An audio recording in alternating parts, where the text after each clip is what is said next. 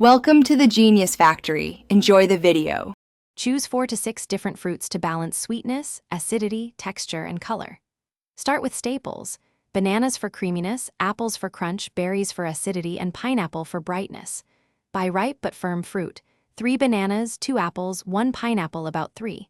5 inches crown removed, and a pint of berries. Plan 4 cups total chopped fruit for 4 servings and 1/4 cup lemon juice to prevent browning. This keeps apples and bananas fresh for several hours without tasting sour. Wash and dry all fruit, then hull 1 pint berries and peel 3 bananas cleanly. Trim and core 2 apples, cutting them into 1-inch pieces to match banana bites. Cut grapes in half to reduce rolling. Cut the pineapple into 1-inch cubes by slicing off the skin, removing core, and dicing.